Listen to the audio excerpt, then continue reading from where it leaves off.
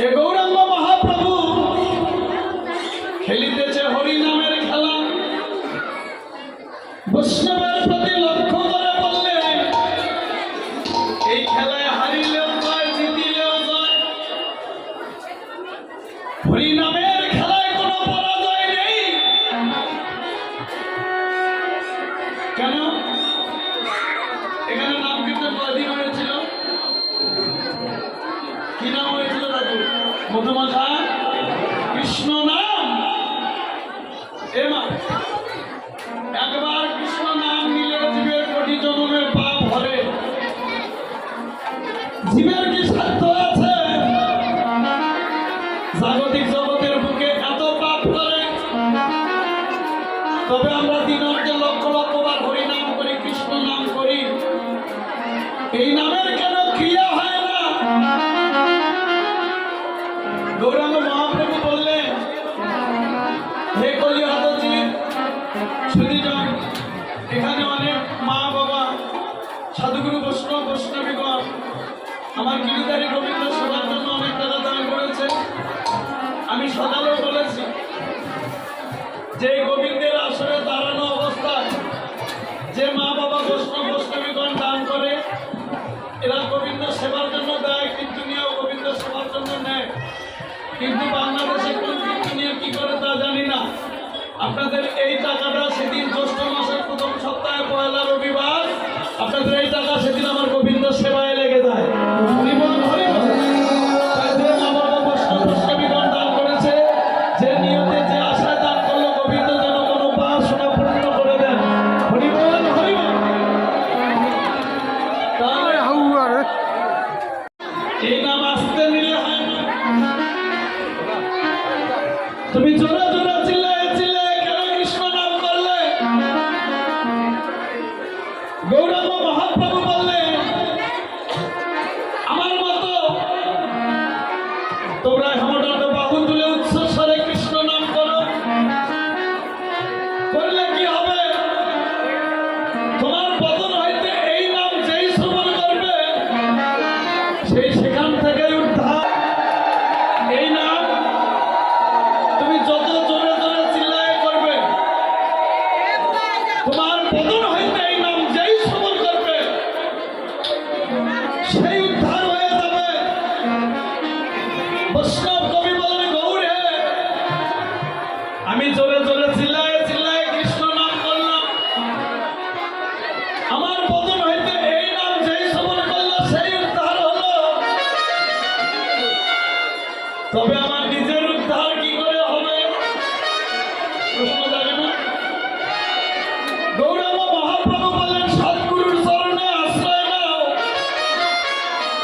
জপর মাল্য হস্তে নাও, মধুমাখা কৃষ্ণ নাম জপ। নাম জপিতে জপিতে তোমার দেহের উদ্ধার হয়ে যাবে। তবে জপর বিধান, এদের মা শুনে যান বিধান। সুধীজন, এখানে অনেক মা বাবা বৈষ্ণব বৈষ্ণবীগণ গোবিন্দ সেবার জন্য অনেক টাকা দান করেছে। আমার এই মা গীতা দান করেছে।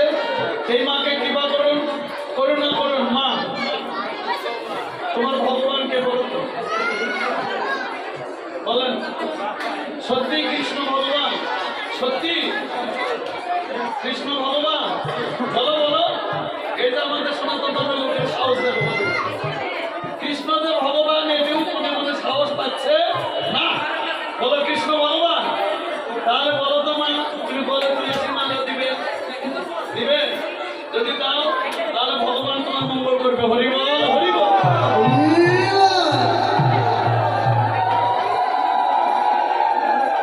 মা এখন না, মা মা মা ওখানে রাখো, আমি দেবো না, আমি দিয়ে দেবো না। আপনি তো ভগবান পক্ষ থেকে দিলেন। এই মাকে কৃপা করুন, করুণা করুন, যে নিয়েতে যে আশা দান করেছে, ভগবান শ্রীকৃষ্ণ যেন মনোবাসনা পূর্ণ করে দেন। হরিবল হরিবল। বৈষ্ণব কবি বললেন, মা তাহলে এই নাম তোমরা জপো, জপলে তোমার নিজের দেহের উদ্ধার হবে। কোথায় জপবে? অনেক মা বাবা আছে, বাবা নিয়ে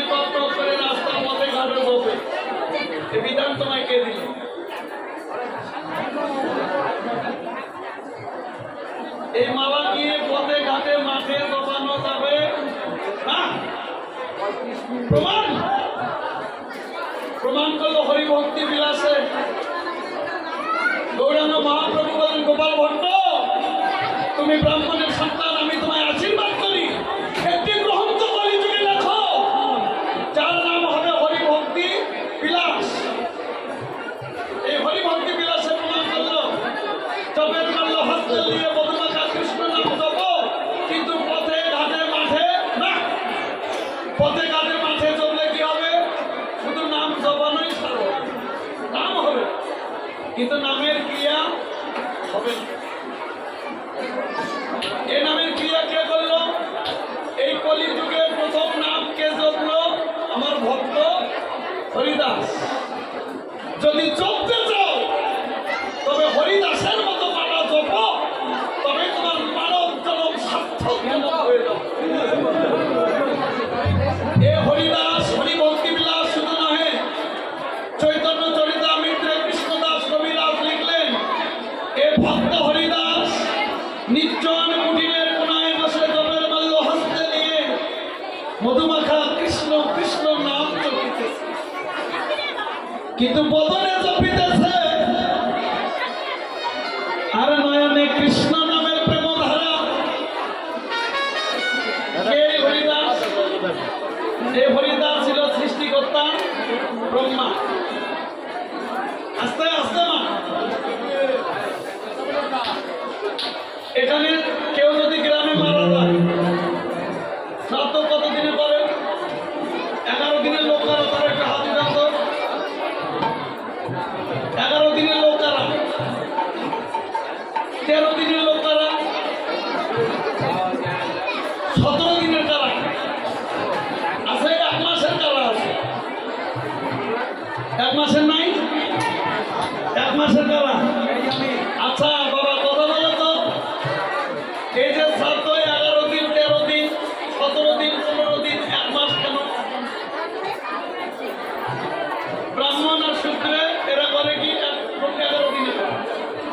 11 দিনে করে না? কেউ বা 13 দিনে, 15 দিনে, 17 দিনে, 1 মাস কেন? এই যে ব্রাহ্মণের আদি পিতা মাতার নাম কি বলেন তো? বলেন। আদি পিতার নাম শতরূপা আর মনু। তাহলে ব্রাহ্মণের আদি পিতা মাতার নাম শতরূপা মনু। ক্ষত্রিয়ের আদি পিতা মাতার নাম কি? শতরূপা মনু। মনু শুনে তার ভালো করে, মানেন মানেন, না মানলেও হরে। তাহলে ক্ষত্রিয়ের আদি পিতা মাতার নাম শতরূপা মনু, ব্রাহ্মণের আদি পিতার নাম শতরূপা মনু, বৈশ্যের আদি পিতার নাম শতরূপা মনু, শূদ্রের আদি পিতার নাম শতরূপা মনু। তাহলে একই পিতার যদি 4টি সন্তান হয়ে থাকে, সেই পিতা মারা গেলে তোমরা 4 দিনে কেন শ্রাদ্ধ করো? প্রশ্ন লাগে না? আমার শতরূপা মনু যদি আমার আদি পিতা মাতা হয়ে থাকে, তাহলে আমি শূদ্র, আমার কেন 1 মাস? আমি ব্রাহ্মণ, আমার পিতা যদি শতরূপা মনু হয়ে থাকে, তাহলে আমি কেন 11 দিনের জন্য আপনাদের চরণে কোটি কোটি প্রণাম করি। গৌরাঙ্গ মহাপ্রভু বলেন, জাতি ধর্ম বর্ণ নির্বিশেষে শতরূপা মনু যদি তোমাদের পিতা হয়ে থাকে, মাতা হয়ে থাকে, তোমরা 11 দিনে ক্রিয়া শ্রাদ্ধ করো। হরি বল।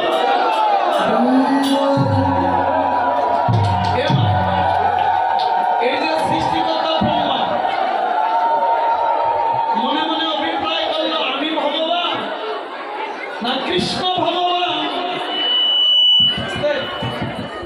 অভিপ্রায় জাগলো যে আমি ভগবান না কৃষ্ণ ভগবান। আমি সৃষ্টিকর্তা ব্রহ্মা, জগৎ সৃষ্টি করেছি, তবুও মানব জাতি আমায় ভগবান বলে না কেন? ব্রহ্মার মনে মনে অভিপ্রায় জাগলো, কৃষ্ণ যদি ভগবান হবে, আমি একটিবার যাবো শ্রীমন্দির বৃন্দাবনে। এসে দর্শনে পেল যে কৃষ্ণ ধেনু বর্ষণ লক্ষ ধেনু চড়ায়ন করছে। কৃষ্ণের ধেনু কত বললাম? 9 লক্ষ। তবে 9 লক্ষ যদি গরু হবে, ওয়াল ঘর কত বড়? সত্যি কি 9 লক্ষ? নব মানে নতুন। কৃষ্ণের প্রতি যাদের লক্ষ্য, এদেরকে বলানো হয় নব লক্ষ। সদাগণকে চুরি করলেন, গোবিন্দের নবলক্ষ ধেনুবৎস চুরি করে একটি কুয়ার ভিতরে আটকে রাখল। গোবিন্দ মনে মনে ভাবল, ব্রহ্মা তুমি যদি আমায় বলতে যে হে গোবিন্দ, তোমার ওই শঙ্খ চক্র গদা পদ্মধারী গোলক বিহারী হরি ওই রূপখানা আমায় দর্শন দাও, আমি তোমায় দর্শন দিতাম। কেন দিতাম জানো? পৃথিবীর বুকে আমি যে ভক্তের ভগবান, তুমি আমার নবলক্ষ ধেনু চুরি করে কোটি জনমের অপরাধ করলে। এবার তোমায় যদি আমি বলি যে হে ব্রহ্মা, যাদেরকে চুরি করেছ ফিরে দাও, তবে তো তুমি ভগবান চিনতে পারবে না। এই বলে গোবিন্দ সৃষ্টিকর্তা ব্রহ্মা তাদেরকে চুরি করল। গোবিন্দ পুনরায় নিদঙ্গ হইতে তাদের নির্মাণ করল। পুনরায় হরি নামের খেলা খেলছে। বৈষ্ণব কবি দর্শনে পেল, কিরে সৃষ্টিকর্তা ব্রহ্মা মনে মনে ভাবল, আমি যাদেরকে চুরি করেছি গুহার ভিতরে, গোবিন্দের দিকে লক্ষ্য করে দর্শন পেল ওরা গোবিন্দের সঙ্গে। ব্রহ্মা মনে মনে ভাবল, আমি কি ভুল দেখিতেছি? হ্যাঁ, সত্যি ভুল। কেন? জন্মচক্ষু দিয়ে যেটি দেখানো যায়, দিব্য দৃষ্টি শক্তিতে সেটি ভুল হতে পারে। গুরুকে স্মরণ করলাম, গুরু কৃপাহীকে বললাম, গুরুর কৃপা বলা ব্রহ্মা দর্শনে পেল। সত্যি সত্যি আমি তাদেরকে চুরি করেছি, তাহারা আমার গুহার ভিতরে। গোবিন্দের দিকে লক্ষ্য করে দর্শনে পেল ওরাই গোবিন্দের সঙ্গে হরি নামের খেলা খেলছে। ব্রহ্মা সবাইকে ছেড়ে দিল, চলে গেলেন নিজের স্থানে। নিজের দ্বারে দাঁড়িয়ে বলছে, দাঁড়াও, কে তুমি? বলে, কেন ব্রহ্মা আমায় চিনতে পারছো না? আমি তোমার এখানকার সৃষ্টিকর্তা ব্রহ্মা। দাঁড়িয়ে বললেন, না, আমার এখানকার যে সৃষ্টিকর্তা ব্রহ্মা, সে তো অগ্রে হইতে সোনার সিংহাসনে বসে আছে। ব্রহ্মা মনে মনে ভাবল, আজ হইতে আমার ব্রহ্মত্ব জন্ম শেষ। দর্শনে পেল সহস্র বদনের ব্রহ্মা বসে আছে। ওই ব্রহ্মা এসে কৃষ্ণের চরণে পড়ল, হে গোবিন্দ, তুমি আমার ব্রহ্মত্ব জন্ম ফিরাইয়া দাও।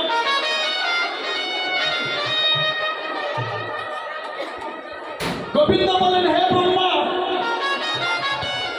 তুমি যে অপরাধ করেছ, এই অপরাধের জন্য কলিযুগে তোমার যবনের গৃহে জন্ম নিতে হবে। তোমার নাম হবে হারেস, তোমার পিতার নাম হবে হবিউল্লাহ। যবন হয়ে কৃষ্ণ নাম করবে।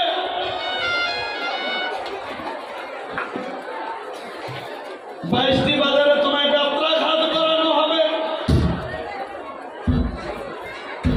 22টি বাজারে যাত্রাঘাত করে তোমার প্রাণ যাবে। কিন্তু বদন হইতে তোমার কৃষ্ণ নাম যাবে না। 22টি বাজারে যাত্রাঘাত করে তোমার প্রাণ যাবে, কিন্তু বদন হইতে তোমার কৃষ্ণ নাম যাবে না।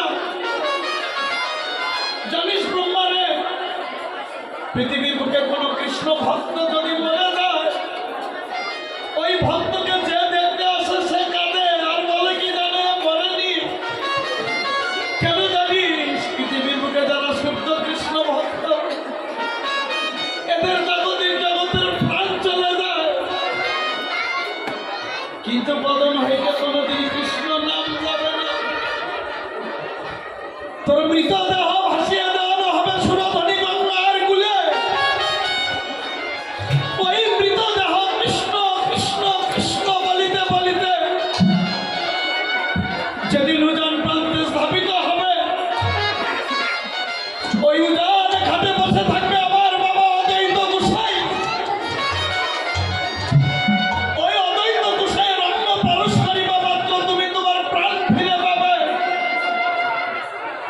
অদ্বৈত গোসাই যখন তোমাকে পক্ষ মাঝে ধারণ করবে, সেদিন তোমার নাম হবে ভক্ত হরিদাস। তুমি যেদিন হরিদাস হয়ে নির্জন কুটিরের কোণায় বসে জপের মাল্য হস্তে নিয়ে মধুমাখা কৃষ্ণ নাম জপ করিবে, সেদিন কলিযুগে আমি হব গৌরাঙ্গ মহাপ্রভু। আমার কোলে মস্তক দিবা মাত্র পুনরায় তোমার প্রাণ চলে যাবে। সেদিন আমি তোমার ব্রহ্মত্ব জনম ফিরাইয়া দিব।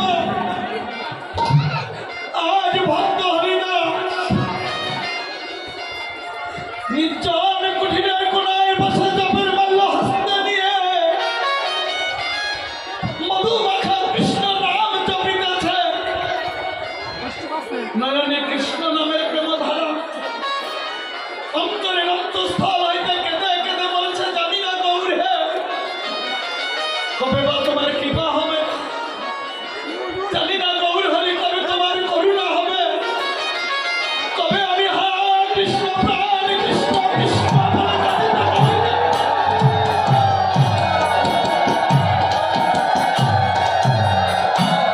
আমি তোমার মধুমাখা কৃষ্ণ নাম জপিতে জপিতে আমি তোমার নামের স্বরূপ রূপ দর্শন পাব। গৌরাঙ্গ মহাপ্রভু এসে বলেন, হরিদা আমি এসেছি, তবে কেন এসেছি জানি, আমি ভগবান হয়ে যে ভক্তের সবকিছু সইতে পারি রে, কিন্তু ভক্তের হরিবলা গাদা বল আর কৃষ্ণ কৃষ্ণ বলা এক বিন্দু নয়নে নিত। হরিদা তোকে আমি কথা দিয়েছিলাম, কলিযুগে আমার কোলে মস্তক রেখে তোর প্রাণ যাবে, সেদিন আমি তোর ব্রহ্মত্ব জনম ফিরাইয়া দিব। গৌরাঙ্গ মহাপ্রভু বসলেন, আয় হরিদাস দেখ, আমার কোলে মস্তক দিবা মাত্র তোর প্রাণ চলে যাবে। হরিদাস যে যথমান প্রবর্তন্ত কান্ত দৈব ভজমহম, মরণের পূর্ব মুহূর্তে জীব যেভাবে ভাব্য ভাবনা করে প্রাণ বিসর্জন করে, আমি ভগবান কি করি জানি, পুনরায় ওইখান হইতে সেই জীবের জন্ম দিয়ে থাকি। বল হরিদাস, আমি ভগবান হয়ে তোকে কথা দিচ্ছি রে, তুই আজ আমার নিকটে যাহা চাইবি আমি তোকে তাহাই দিব। হরিদাস বলেন, গৌর হে তোমার কোলে মস্তক রেখে আমার প্রাণ যাবে, বলো বলো আমার মতো ভাগ্যবান জগতের বুকে আর কে বা হতে পারে। গৌর হে তোমার কোলে মস্তক রেখে আমার প্রাণ যাবে, কোনো দুঃখ নেই, তবে তোমার চরণে আমার এই বিনতি, কোনো না কোনো দিন যদি তুমি আমায় ধরা ধামে পাঠিয়ে দাও, সেদিন যেন আমায় মানব কুলে জন্ম দিও না, সেদিন তুমি আমায় বৈষ্ণবের দ্বারের কুকুর হয়ে জন্ম দিও। বৈষ্ণব দ্বারে যদি আমি হইতাম কুকুর, প্রসাদ দিয়ে করাইত আমায় বৈষ্ণব ঠাকুর। গৌরাঙ্গ মহাপ্রভু বলেন, হরিদাস রে বল রে, এই জাগতিক জগতের বুকে তোর বৈষ্ণব কারা? হরিদাস বলেন, গৌর হে বৈষ্ণব হইতে গেলে তো কোনো জাতি লাগে না, যাহাকে দর্শন করিবা মাত্র এই বদনে আসে শুদ্ধ মধুমাখা কৃষ্ণ নাম, নিশ্চিত জানিবে সে জীব হয় বৈষ্ণব প্রধান। গৌরাঙ্গ মহাপ্রভু বলেন, হরিদাস আমি ভগবান হয়ে কেন মানব কুলে জন্ম নিয়েছি জানি, শুধু তোদের মতো বৈষ্ণব হব বলে। বৈষ্ণব হইবার আমার মনে ছিল আস, তৃণাদপি শনিচর আমি পড়ে গেল বা, আমি ভগবান